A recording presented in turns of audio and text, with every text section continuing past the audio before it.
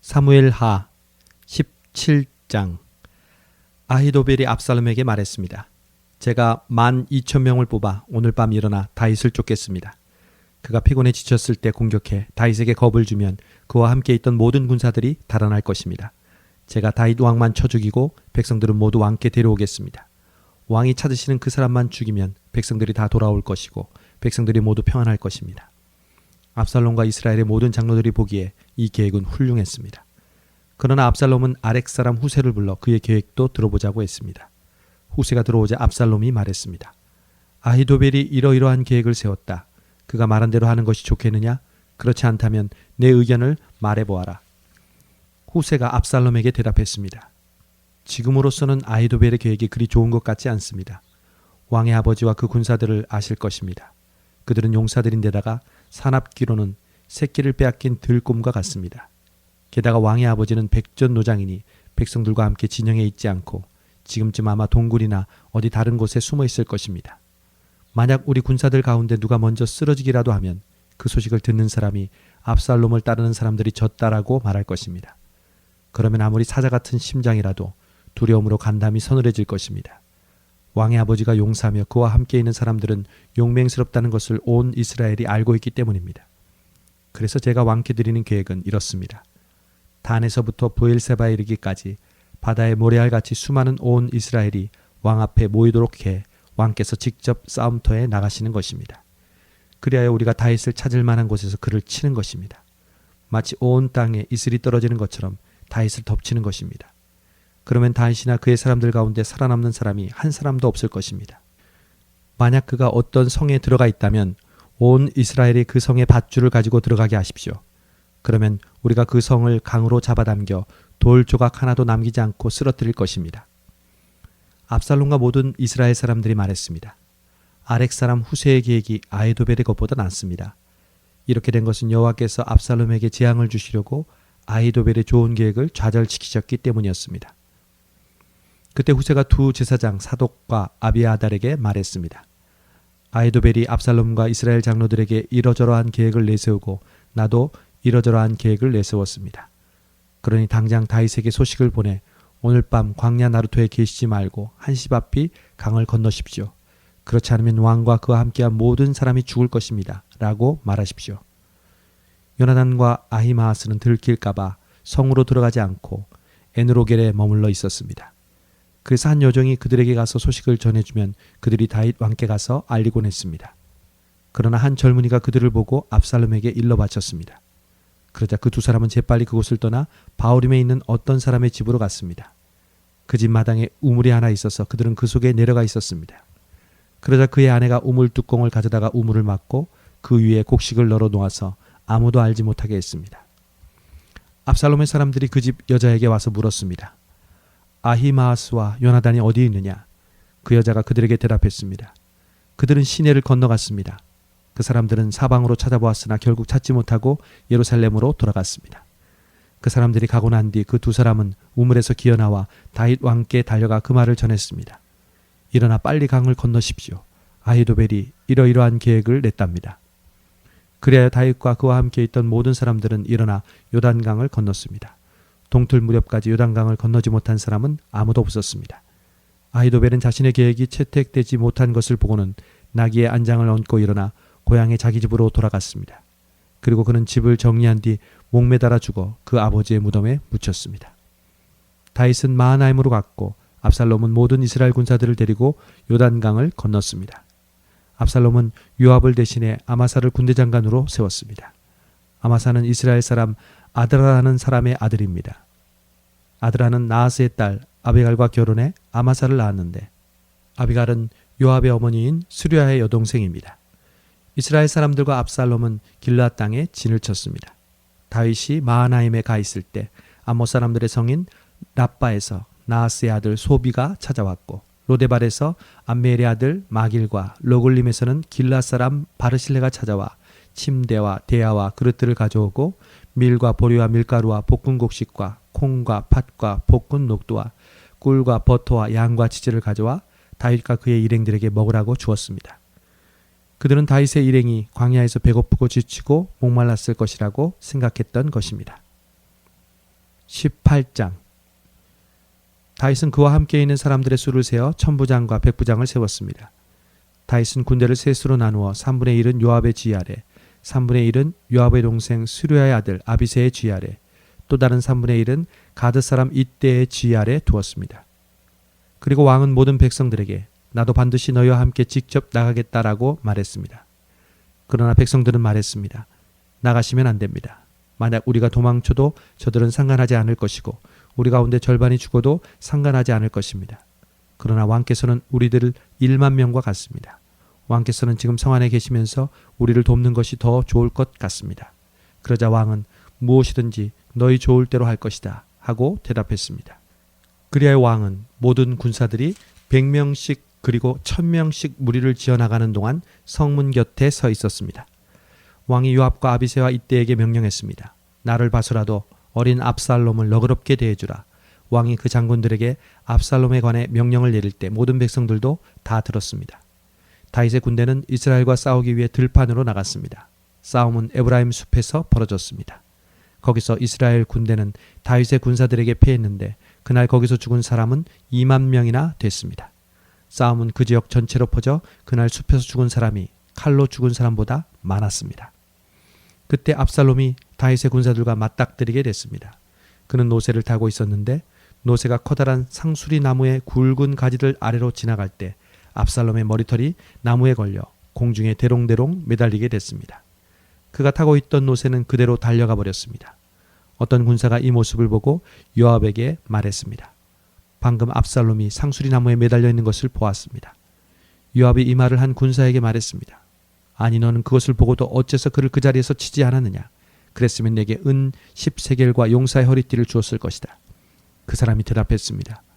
제 손에 은 1000세겔을 주신다 해도 손을 들어 왕자를 치지 않았을 것입니다. 왕께서 당신과 아비새와 이때에게 나를 위해 어린 압살롬을 건드리지 않도록 하라 하고 명령하신 것을 저희가 들었기 때문입니다. 만약 내가 왕의 명령을 어기고 압살롬을 죽였다면 왕 앞에서는 아무것도 숨길 수가 없기 때문에 장군님도 제게서 등을 돌릴 것입니다. 요압이 말했습니다. 내가 너와 이렇게 꾸물거리고 있을 때가 아니다. 그러고는 창 3개를 손에 쥐고는 아직 살아서 상수리 나무에 달려있는 압살롬의 심장을 찔렀습니다. 요압의 무기를 든 군사 10명도 압살롬을 에워싸고 쳐 죽였습니다. 그러고 나서 요압이 나팔을 불어 군사들을 멈추게 하자 군사들이 이스라엘을 뒤쫓아가지 않고 돌아왔습니다. 그들은 압살롬을 데려다가 숲속 큰 구덩이에 던져놓고 그 위에 아주 큰 돌무더기를 쌓아두었습니다.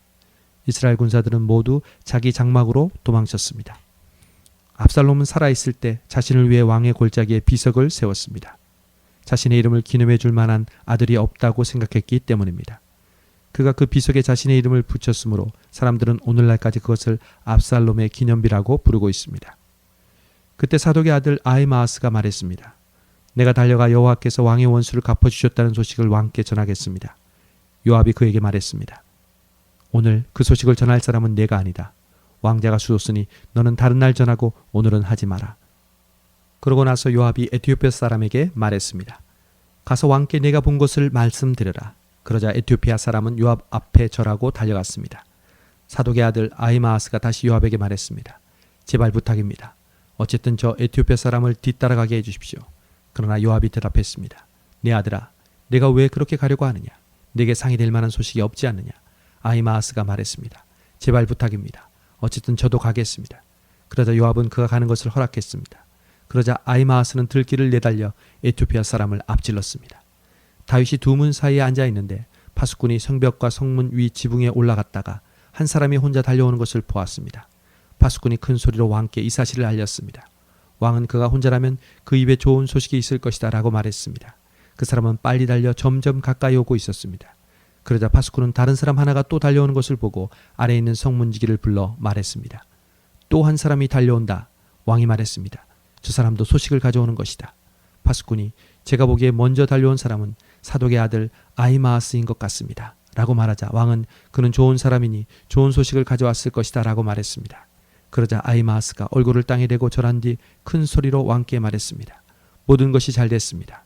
오늘 내 주 왕을 대적해 손을 든 사람들을 멸하신 왕의 하나님 여호와를 찬양합니다. 왕이 물었습니다. 어린 압살롬은 무사하냐? 아히마아스가 대답했습니다. 요압이 왕의 종인 저를 보낼 때 큰 소동이 있는 것을 보았는데 뭔지는 잘 모르겠습니다. 왕이 말했습니다. 이쪽에 서서 기다리고 있어라. 그러자 그는 한 발 물러나 서 있었습니다. 그러자 에티오피아 사람이 이르러 왕께 아뢰습니다. 내주 왕이여, 좋은 소식을 들으십시오. 여호와께서 오늘 왕을 대항해 들고 일어난 사람들의 원수를 갚아주셨습니다. 왕이 에티오피아 사람에게 물었습니다. 어린 압살롬은 무사하냐? 에티오피아 사람이 대답했습니다. 내주 왕의 원수들과 왕을 해치려고 들고 일어나는 모든 사람들이 그 젊은이와 같게 되기를 빕니다. 왕은 이 말을 듣고 마음이 너무 아파서 성문 위쪽 방으로 올라가 통곡했습니다. 왕은 올라가면서 울먹이며 말했습니다. 내 아들 압살롬아, 내 아들아, 내 아들 압살롬아, 내가 너 대신 죽을 수만 있었다면 압살롬아, 내 아들, 내 아들아. 19장. 요압은 왕께서 압살롬 때문에 통곡하며 슬퍼하셨다는 소식을 들었습니다. 온 백성들에게도 그날의 승리가 슬픔으로 바뀌었습니다.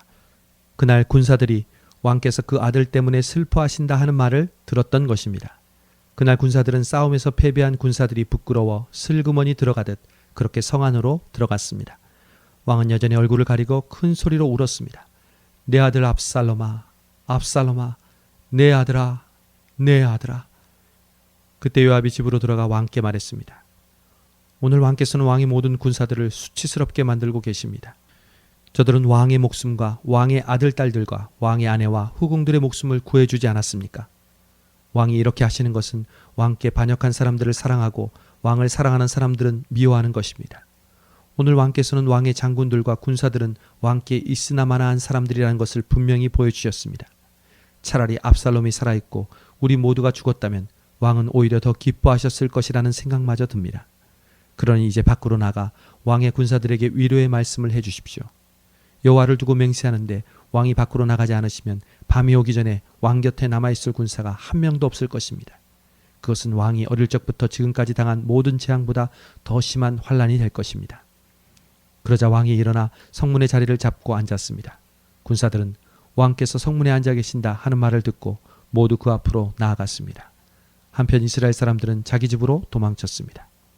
온 이스라엘 지파들은 서로 의견들을 내며 말했습니다. 왕은 우리를 원수들의 손에서 구해내셨고 블레셋 사람들의 손에서도 구해내셨다.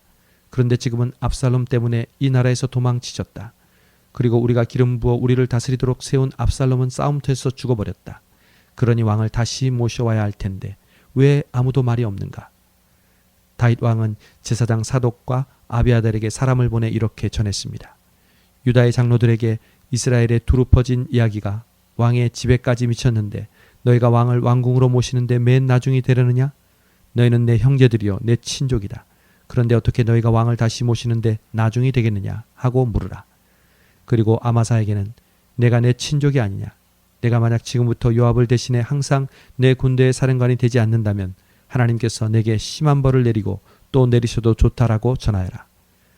다윗 왕은 온 유다 사람들의 마음을 되돌려 한 마음이 되게 했습니다. 그들은 왕께 말을 전했습니다. 왕과 왕의 모든 신하들은 돌아오십시오. 다윗 왕은 돌아와 요단강에 이르렀습니다. 그때 유다 사람들은 왕을 맞아 요단강을 건너게 하려고 이미 길갈에 와 있었습니다. 바후림 출신인 베냐민 사람 게라의 아들 시므이가 다윗 왕을 맞으러 유다 사람들과 함께 급히 내려왔습니다. 베냐민 사람들 1000명이 시므이와 함께 왔고 사울 집안의 종이었던 시바도 그의 아들 15명과 종 20명과 함께 시므이와 동행해 요단강을 건너 왕께 왔습니다. 왕의 가족들을 건너게 하려고 나룻배를 타고 왔습니다. 왕의 환심을 사려는 것이었습니다. 왕이 요단강을 건널 때 게라의 아들 시므이가 왕 앞에 엎드려 왕께 말했습니다. 내 주께서는 제게 죄를 묻지 마시기를 빕니다. 내 주 왕께서 예루살렘을 떠나시던 날 왕의 종이 저지른 잘못을 부디 기억하지도 마음에 담아두지도 말아주시기 바랍니다. 왕의 종인 제가 죄를 지었음을 알고 있기에 제가 오늘 내 주 왕을 맞으러 요셉의 온 집안에서 제일 먼저 나왔습니다. 그러자 수리아의 아들 아비새가 말했습니다. 저 사람이 여호와께서 기름 부으신 왕을 저주했으니 죽임당에 마땅한 것 아닙니까? 다윗이 대답했습니다. 너희 수리아의 아들들아, 내일에 왜 나서서 오늘 너희가 내 대적이 되려고 하느냐? 내가 오늘 이스라엘을 다스릴 왕이 됐는데 오늘 같은 날 이스라엘에서 누가 죽임을 당하면 어떻게 되겠느냐? 그리고 나서 왕이 시므이에게 너는 죽지 않을 것이다 라고 그에게 맹세해 주었습니다. 사울의 손자 무비부셋도 왕을 맞으러 나갔습니다. 그는 왕이 떠난 날부터 왕이 무사히 돌아오는 날까지 발도 씻지 않고 수염도 깎지 않으며 옷도 빨아입지 않고 지냈습니다. 무비보셋이 말했습니다. 내 주 왕이여, 왕의 종이 다리를 절기 때문에 제 종에게 나귀의 안장을 얹어 타고 왕께 가겠다고 일렀는데 제 종 시바가 저를 씁니다. 그리고 그가 내 주 왕께 저를 내 주 왕께서는 하나님의 천사 같으시니 왕이 좋으신 대로 하십시오. 내 할아버지의 모든 자손들은 내 주 왕께 주고 마땅했으나 왕께서 왕의 종에게 왕의 식탁에서 먹는 사람들 사이에 자리를 내주셨습니다. 그러나 제가 호소할 무슨 권리가 있겠습니까? 왕이 그에게 말했습니다. 더 말해 무엇하겠느냐? 내가 명령하는데 너와 시바가 서로 밭을 나누어라. 무비보셋이 왕께 말했습니다. 내 주 왕께서 무사히 집에 도착하셨으니 그가 모든 것을 갖게 하십시오. 길앗 사람 바르실레도 왕이 요단강을 건너는 것을 도우려고 로글림에서 내려왔습니다. 그때 바르실레는 80세로 나이가 무척 많았습니다. 그는 큰 부자였기에 왕이 마하나임에 있을 때 물자를 공급해 주었습니다. 왕이 바르실레에게 말했습니다. 나와 함께 강을 건너 예루살렘에서 함께 지내자. 내가 원하는 것을 모두 주겠다. 그러나 바르실레가 왕께 대답했습니다. 제가 살면 얼마나 더 살겠다고 왕과 함께 예루살렘으로 올라가겠습니까? 저는 지금 80세나 됐습니다. 제가 무엇이 옳고 그른지 판단할 수 있겠습니까? 왕의 종이 먹고 마시는 것의 맛을 알 수 있겠습니까? 제가 이제 남녀가 노래하는 소리를 알아들을 수 있겠습니까? 제가 어떻게 내 주 왕께 또 다른 짐이 되겠습니까?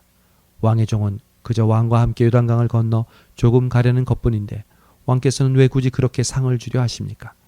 왕의 종이 돌아가서 내 아버지 어머니의 무덤 곁에 묻히게 해 주십시오. 다만 여기 왕의 종 김함이 있으니 그가 내 주 왕과 함께 건너가게 하시고 무엇이든 기뻐하시는 대로 그에게 해주시기 바랍니다. 그러자 왕이 말했습니다.